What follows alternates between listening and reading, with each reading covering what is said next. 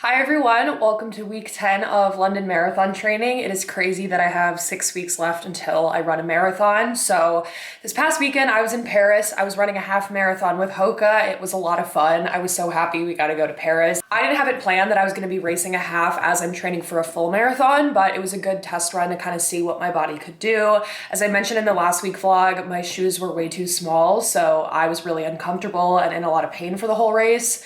It was like my fault. I picked up the wrong size shoe and I just didn't have enough time to like figure it out and like test them out. So take your lesson from me, test your race shoes, make sure you're in the right size, dealing with like unisex or international sizing. We got back on Monday morning. Tuesday I took a day to recover. It is now Wednesday and I'm trying to get back into running. I have a speed workout today, which I don't know if I'm gonna be able to do. I might just convert it to an easy run and like get the distance and the time on my feet. I'll be doing a long run this weekend, but since I had a half, my body's a lot more sore than if I was just doing a regular training run. Half marathon is like less distance than 17, but I was at max heart rate and like max effort the whole time. So it just kind of leads to a weird like muscle pain. If you've run a race, you know what I'm talking about. It's like the quads and you can't sit down or walk downstairs.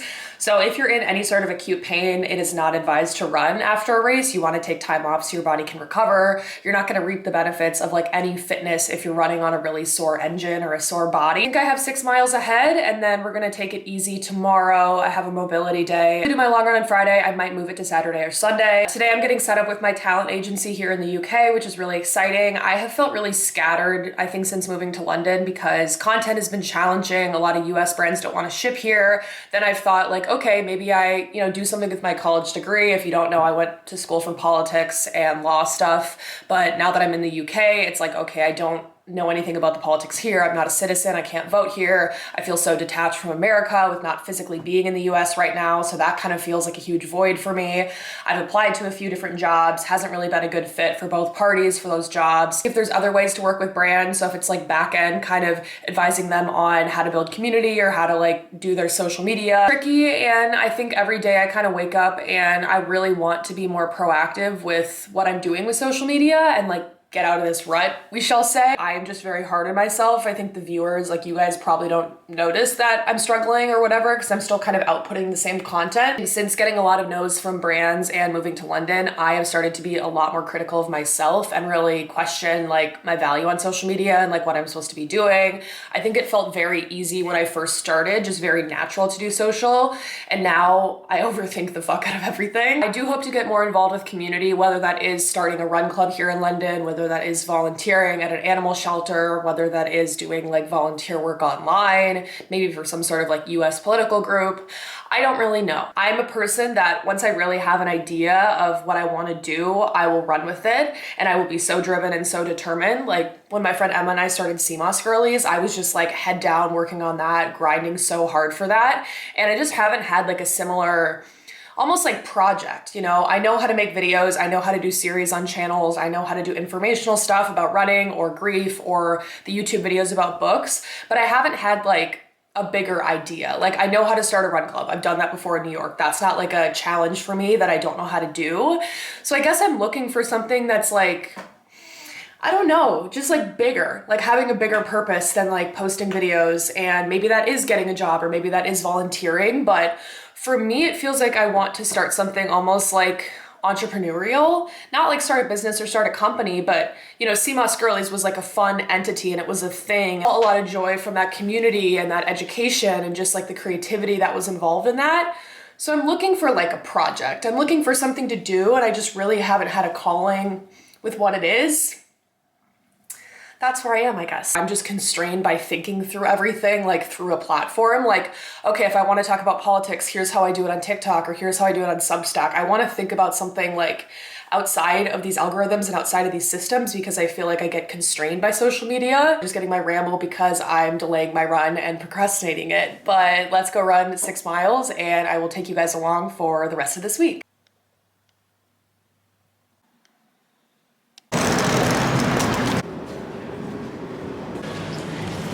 Hi everyone, it is a Thursday right now. We are in Soho, running some errands and taking a little writing break because I actually started writing a piece for Gen Z Gov.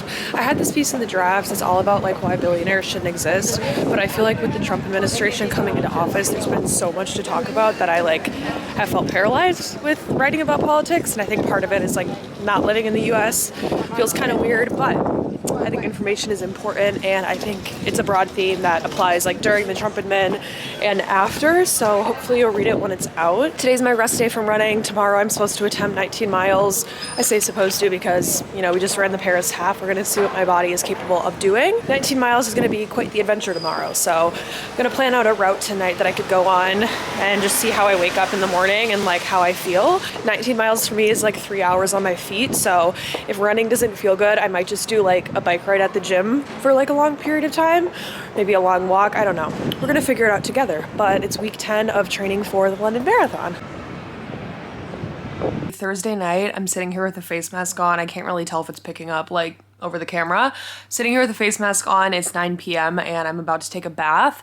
I've been having a really reflective afternoon, full of grief, full of reflection, full of memories, full of like a lot of emotions. What prompted this like little grief moment I'm having is I made a 3-part series over on my TikTok talking about what I did to like become a full-time content creator. Just kind of recapping like what I was into in high school, what I did in college, what I did during COVID, how I got on social media, and thinking about each of those stages of life just brought me so many emotions because I feel like in a rut. I won't go on about it more because you guys are probably sick of me bitching about how I feel, but there were so many moments along that path that I described in those videos where I felt uncertain, when I felt confused about what I was going to do, unconfident about how I looked or how I talked, or didn't think that I was valuable. And it felt like that when you read an old journal entry to think about what you were going through like at specific points in time. Of course, I started thinking about my dad and how I miss him and how I can't inform him of like what I'm doing now, and you know, the advice that he gave me along that journey that I was describing in the videos. Seeing that and like missing actually hearing his voice and feeling like I'm forgetting what it sounds like,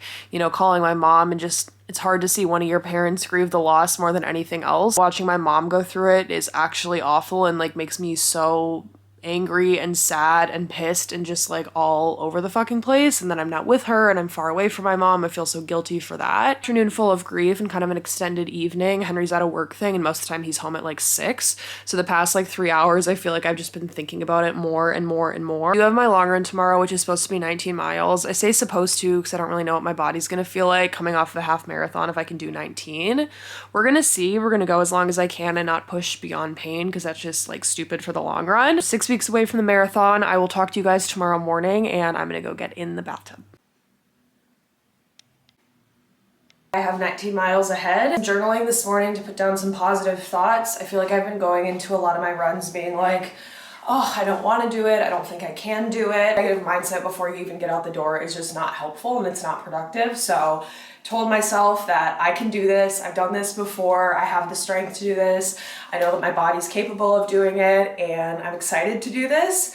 It is a great opportunity to be able to run and to have my health and to have my body like working with me. I'm gonna finish up my stretching here and then we're gonna go on quite the adventure. You know, 19 miles, you can cover a lot of ground. So we're gonna see a lot of sights in the city.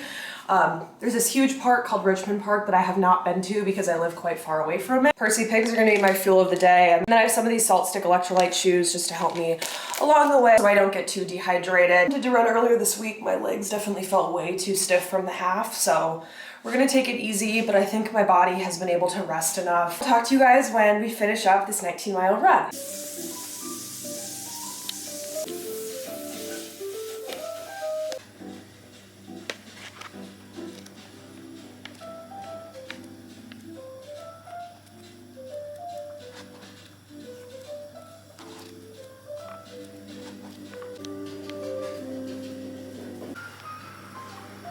Hi everyone, it is Monday, March 17th, and I can't believe it's already March and I've lived in London for 6 months. About to go on a training run. The weekend I kind of spent doing nothing. I feel like I took the pressure off myself of like making videos, making content, and just live my life for once. My engagement on social media has been low, and then it's kind of cycling into the idea that like I'm bad at my job, or people don't want to watch my content, or I'm boring, or I'm not worth it, which is why brands don't want to work with me. So trying to just not think about metrics at all, because I don't know, like a year ago I never thought about metrics, and then moving to London I'm just like freaking out about like views and engagement and like followers. They're not like real things, but they are like metrics of my job and my stability. I picked up the book for this video, which is called Silent Coup. It's a lot about international international politics and how corporations kind of dominate developing countries, organizations that the public doesn't know about, providing foreign aid or bolstering democracy. And then you look at what these corporations are actually doing and they're like fucking up the climate in developing countries who are hurt the most from climate change. Long run this weekend went really well. So easy coming off the Paris half, and I ran all the way across London to Richmond Park, and it took me like 19 miles to get there, which is crazy. Just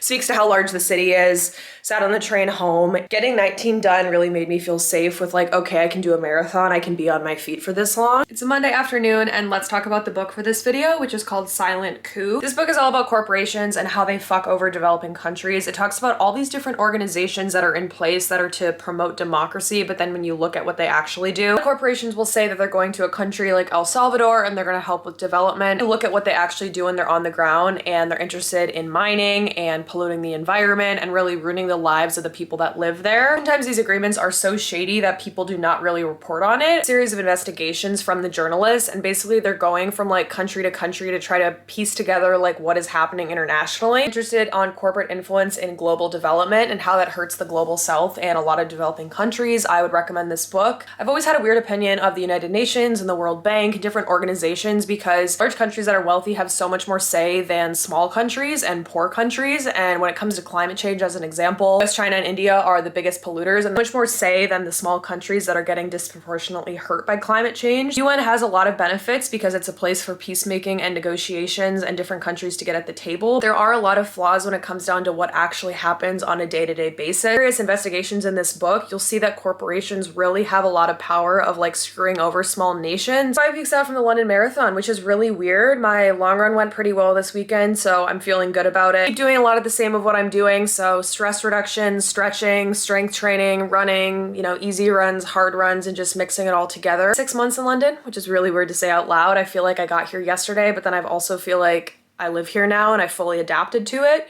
So I will keep taking you guys along for whatever is next. Thank you guys for watching these videos, and I will talk to you in the next vlog.